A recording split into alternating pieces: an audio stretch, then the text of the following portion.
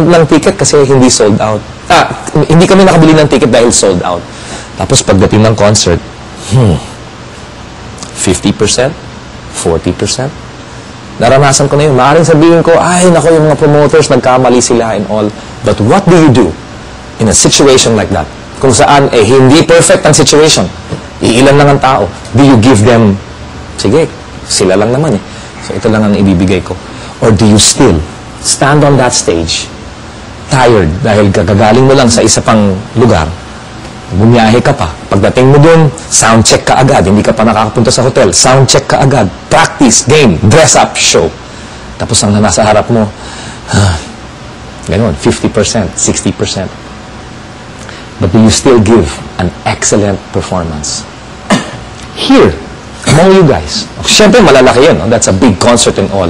But even in the small things, okay? Even in the small things, sa harap ng mga nagtuturo sa inyo dito, are you going to sing just to impress them?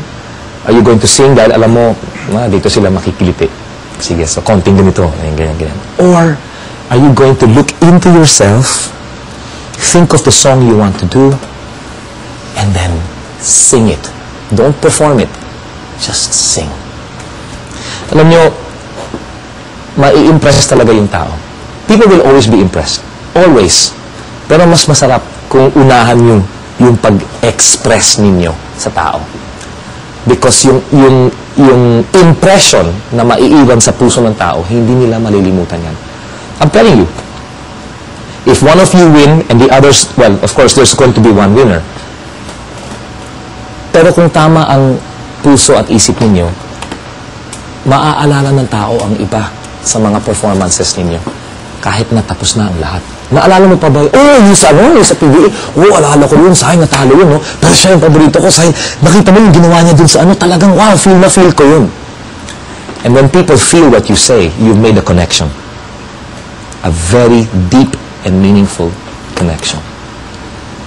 So, I wanted to share with you some of these things. Alam ko this is a lot of information, okay? But I'm with ABS-CBN, and I'm sure we'll be seeing each other more often. And kagaya ng sinabi ko noon kay Yeng, sabi ko, Yeng, huwag kang titigil, ha? Ano mo sabi niya sa akin?